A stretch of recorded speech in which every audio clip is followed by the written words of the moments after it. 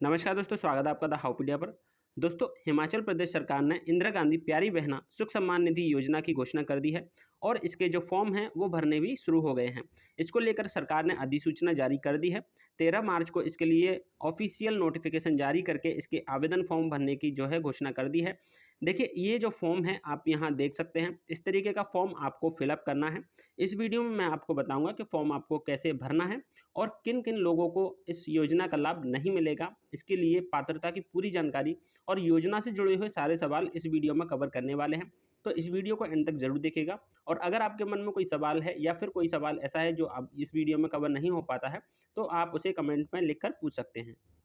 देखिए, अगर आपको फॉर्म डाउनलोड करना है तो फिर आप इसकी लिंक में जो है डिस्क्रिप्शन में दे रहा हूँ, तो वहाँ से आप इसको डाउनलोड कर सकते हैं और फॉर्म को प्रिंट करके आप जो जहाँ पर जमा हो रहे हैं कार्यालय में वहाँ पर जमा कर सकते हैं।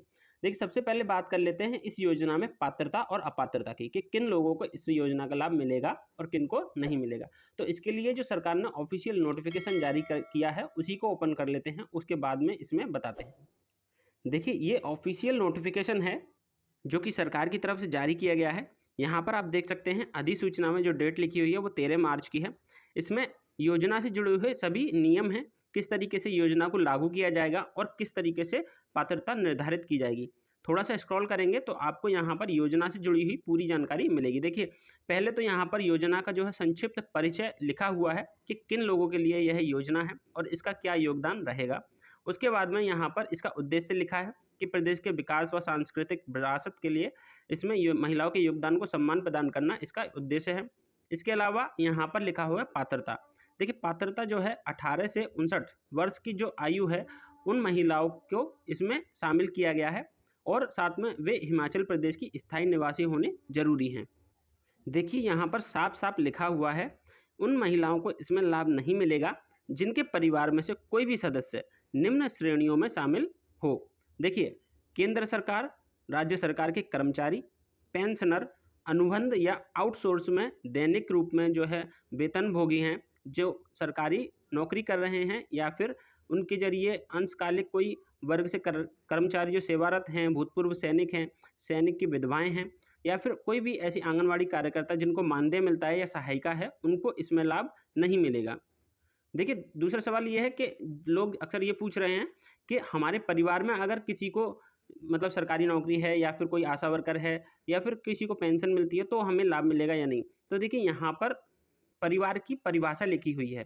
इससे यहाँ पर आपको क्लियर हो जाएगा कि योजना का लाभ किस तरीके से मिला है। देखिए, परिवार से तात्पर्य है पति, पत्नी, वयस्क हो, अवयस्क हो, आपके पुत्र हो, अविवाहित पुत्रियां हैं जो कि प्रार्थी के साथ परिवार रजिस्टर व राशन कार्ड में दर्ज हों। यानी कि जिन लोगों को सरकारी नौकरी का लाभ मिल रहा है, जिन लोगों को कोई पेंशन मिल रही है या फिर किसी भी सरकारी योजना के जरिए उनको नियमित आय मिल रही है, वो लोग अगर आपके राशन कार्ड में परिवार के सदस्य के रूप में दर्ज हैं तो फिर आपको इस योजना का लाभ नहीं मिलेगा। तो ये चीज़ आप क्लियर कर लीजिए। आपके राशन कार्ड में आपके परिवार में कोई भी सदस्य जो कि इस तरीके की परिभाषा में परिभाषित हो रहा है, उसको अगर इस तरीके का लाभ मिल रहा है तो आप इसमें अप्लाई नहीं कर पाएंगे। अगर आप अप्लाई कर भी देते हैं तो बाद में पता चलेगा और आपका जो लाभ है वो रद्द कर दिया जाएगा। यहाँ पर अन्य जानकारी भी है, जैसे कि देखिए, प्राधिकृत अधिकारी के बारे में लिखा है, तहसील कल्याण अधिकारी कौन है उनसे उनके बारे में लिखा है, सक्षम अधिकारी के बारे में लिखा है और यहाँ पर कितने रुपए मिलेंगे वो यहाँ पर लिखा है। प्रति महीने 1500 रुपये दिए जाएंगे। अभी यहाँ पर देखिए, इसको प्राप्त करने की जो प्रक्रिया है वो किस तरीके की है। तो इसके लिए आपको जो फॉर्म है वो फिलअप करना है। अभी मैंने जैसे आपको फॉर्म दिखाया था उसकी लिंक आपको डिस्क्रिप्शन में दे दी गई है, वहाँ से आप डाउनलोड कीजिएगा। उसको आप भरेंगे, भरकर तहसील कल्याण अधिकारी को आवेदन प्रस्तुत करेंगे। प्रार्थना पत्र जिला कल्याण अधिकारी व तहसील कल्याण अधिकारी के कार्यालय में निःशुल्क प्राप्त होंगे। अगर आप डाउनलोड नहीं करना चाहते तो फिर इन अधिकारी के कार्यालय में जाकर भी उस फॉर्म को प्राप्त कर सकते हैं। देखिए, इसके बाद में आपको यहाँ पर जानकारी दी गई है कौन कौन से डॉक्यूमेंट हैं जो इस फॉर्म के साथ में लगाए जाएंगे।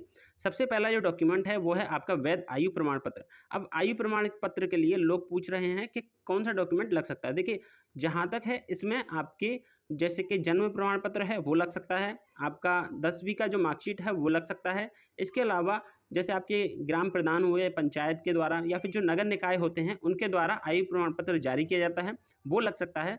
और फिर अगर वो भी नहीं है तो कार्यालय के द्वारा आप ये चीज़ सुनिश्चित कर लीजिएगा कि आपका आधार कार्ड उसमें लग सकता है या नहीं। आधार कार्ड के ज़रिए भी फॉर्म फिलअप किया जा सकता है। इसके बाद में दूसरा जो प्रमाण पत्र है वो आपका मूल निवास प्रमाण पत्र है, हिमाचली बोनाफाइड आप इसमें लगा सकते हैं। इसके बाद में आपको बैंक या डाकघर का खाता संख्या इसमें लगाना है, पासबुक की जो है फ़ोटोकॉपी लगानी है, जिसमें आपको 1500 रुपये प्रति महीने प्राप्त होंगे। देखिए इसमें भी लोग पूछ रहे हैं कि आपका जॉइंट अकाउंट होना चाहिए या फिर महिला के नाम से ही इसमें खाता होना चाहिए। तो महिला के नाम से ही आप खाता खुलवाइएगा, क्योंकि जॉइंट अकाउंट इसमें नहीं चलेगा। इसके बाद में आपके आधार कार्ड की कॉपी इसमें लगेगी, राशन कार्ड की कॉपी लगेगी और यहाँ पर बौद्ध भिक्षुओं के लिए अलग से एक प्रमाण पत्र उनके मुख्य चोमों द्वारा जारी किया जाएगा, उसको यहाँ पर लगाया जाएगा। इसके बाद में जब आप फॉर्म को तहसील कल्याण अधिकारी को जमा कर देंगे, वो सभी प्रार्थना पत्रों को एक विवरण में तिथि व क्रम के अनुसार एक रजिस्टर में लिखेंगे और उसके अनुसार ही उनकी पात्रता जाँच करेंगे। और अगर इसी प्रार्थना पत्र में या फिर आपके आवेदन फॉर्म में कोई भी जानकारी अधूरी है या फिर आपकी तरफ से कोई भी ऐसी अपात्रता दिखाई दे रही है, तो वे आपको 15 दिन के अंदर अंदर आपको इसको वापस भेजेंगे, आपको बताएंगे कि इसमें जो है आपकी यह समस्या है, इसमें यह अधूरा जानकारी है, तो उसको आपको पूरा करना पड़ेगा। उसके बाद में फॉर्म को फिर से भरने के लिए बोला जाएगा। इसके बाद में यहाँ पर सुख सम्मान निधि स्वीकृत करने की प्रक्रिया लिखी हुई है, जिसमें कि यह अधिकृत रूप से यानी कि अधिकारी के स्तर पर ही होगी। तो इससे आपको कोई इसमें ज़्यादा ज़रूरी नहीं है जानना, लेकिन आप पढ़ना चाहें तो इसके नोटिफिकेशन को आप पढ़ सकते हैं। इसकी लिंक आपको डिस्क्रिप्शन में दे दी है, जहाँ से आप डाउनलोड कर सकेंगे इसे।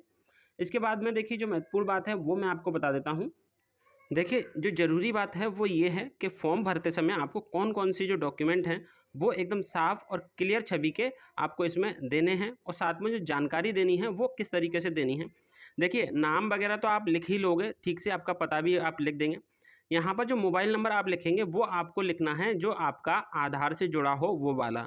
जो बैंक खाते में आपका आधार या जो नंबर डीबीटी के माध्यम से जुड़ा होता है वो आपको यहाँ पर लिखना है, जिससे कि जब आपके खाते में 1500 रुपये महीने के आएँगे तो आपको उसका मैसेज मिलता रहेगा। इसके अलावा आपकी जो जन्म तिथि है वो आपको सही-सही लिखनी है।